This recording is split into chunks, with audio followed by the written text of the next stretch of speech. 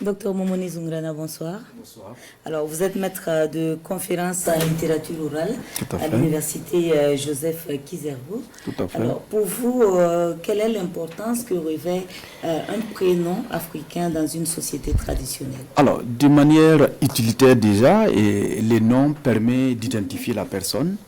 Le nom permet de faire sortir la personne de l'anonymat. Et de manière rituelle, pour ne pas dire religieuse, et le nom remplit une fonction, c'est-à-dire capitale. Et là, je vais en même temps faire les diversités de noms qu'on peut trouver au niveau traditionnel et donner l'importance, en tout cas, de chaque nom. Vous voyez, déjà à la naissance, il y a des principes quand même qui guident le choix de ces noms. Et c'est les mots, par exemple, on peut en déterminer 7. D'abord, il y a les noms qui sont trouvés par homonymie. C'est-à-dire, dans ces noms-là, on peut retrouver 4 catégories. Il y a des noms, parce que ce que je vais dire aussi, c'est que dans la société traditionnelle, on conçoit que la vie se déroule entre deux entités, une entité visible et une entité invisible. Dans l'entité visible, c'est l'oreille des hommes, l'oreille de la faune et de la flore. Et dans l'entité invisible, vous avez les ancêtres, vous avez tout ce qu'il y a comme divinité, tout ce qu'il y a comme Dieu. Et là, comme on suppose que la vie est cyclique, c'est que par moment, les ancêtres reviennent. C'est pourquoi on parle de secret. Bon, en français, on parlera de l'incarnation de la personne. Donc, un enfant peut porter le nom, en tout cas d'un ancêtre qui est de retour. Et l'importance de ce nom, c'est que ce nom apparaît comme protecteur pour l'enfant, mais aussi c'est un clin d'œil à ces ancêtres-là pour ne pas les laisser dans l'oubli. Vous savez que ce qui est difficile dans la mort, c'est la question de l'oubli. Et lorsque le secret est donné à un enfant, c'est que l'enfant porte le nom de ses grands-pères. Et désormais, ses grands-pères restent dans l'histoire. L'autre aspect aussi, c'est le nom des personnalités ou bien les noms des parents qu'on a bien aimés, qu'on voulait conserver. C'est pourquoi vous entendez Baba Youre pour dire que c'est le nom du papa, Mayoure pour dire que c'est le nom de la maman.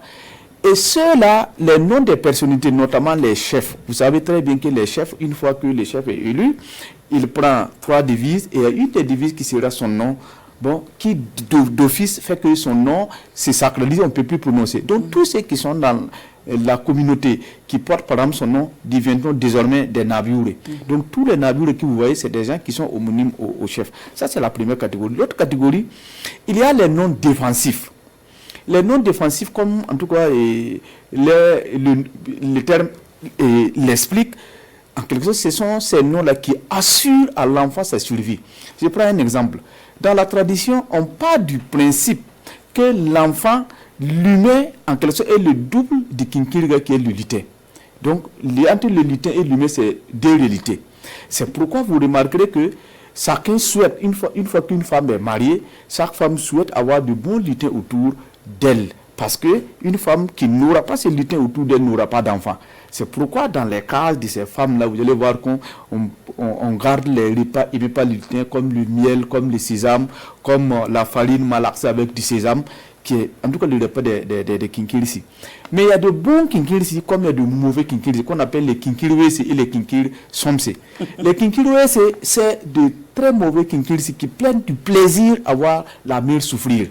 Donc par conséquent, elles viennent, elles sont nées, au moment où la maman commence à avoir de l'espoir, l'enfant meurt. Et quand elle va commencer encore à oublier sa peine, elle est enceinte, elle met au monde un autre enfant, ce même enfant meurt. Et comment agit la société traditionnelle dans ce moment, on sait que c'est ce même qui vient. Soit on l'impose une marque, soit on lui donne, la maman traduit son dédain, vraiment son désamour pour l'enfant en lui donnant un nom qui est atypique. Par exemple, poubelle, sardo, ou bien Yewaya, il est encore de retour, ou bien la propriété de la mort, Kumbumbu, ou bien Liula, c'est-à-dire l'oiseau qui est appelé à s'envoler. Alors, l'enfant se dit, mais ma présence gêne ma mère. Par conséquent, je ne bouge plus, donc elle reste. Et l'enfant survit. Donc, vous allez voir des enfants qui vont porter de ces noms un peu dérangeants. C'est quand même assez paradoxal parce que quand on dit que le prénom agit sur l'individu, quand on prénomme un enfant ami de la mort ou poubelle, est-ce que ça ne serait pas plutôt de nature à lui porter préjudice pour l'avenir? Non, justement, parce que tout simplement, l'enfant prend du plaisir à voir sa mère souffrir en repartant dans l'autre monde.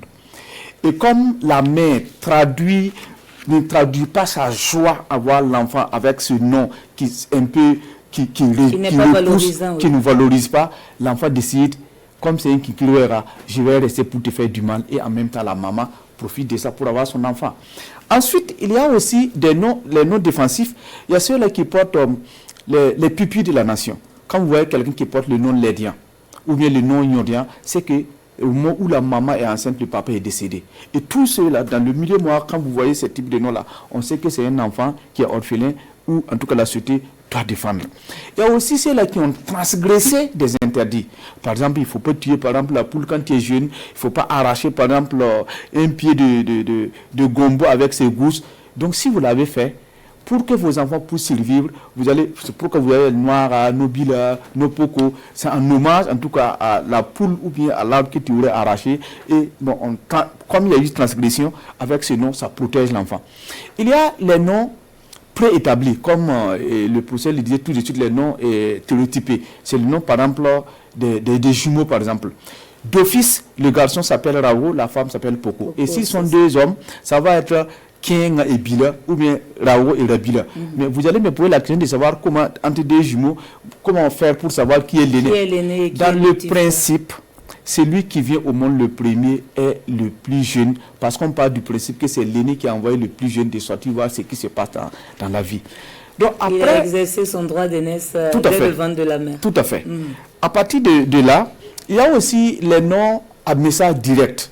C'est-à-dire, chaque vie, chaque couple a son histoire, chaque couple a son ressenti, chaque couple a ce que, en tout cas, ils ont vécu comme soit souffrance ou bien comme joie. Et c'est l'occasion pour les parents d'extérioriser, en tout cas, ces sentiments-là.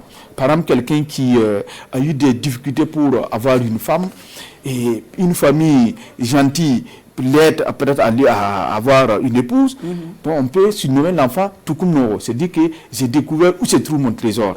Ou bien ça peut être un remerciement, ou bien ça peut aussi être un avertissement. Parce que vous voyez, bon, vous avez épousé votre femme, ça fait 1 à 2 ans, bon, rien ne se passe, les gens commencent à chuchoter, on se dit soit peut-être vous êtes impuissant, et quand l'enfant va venir, on va dire Bébianda. Par exemple, les ennemis sont en train de souffrir inutilement.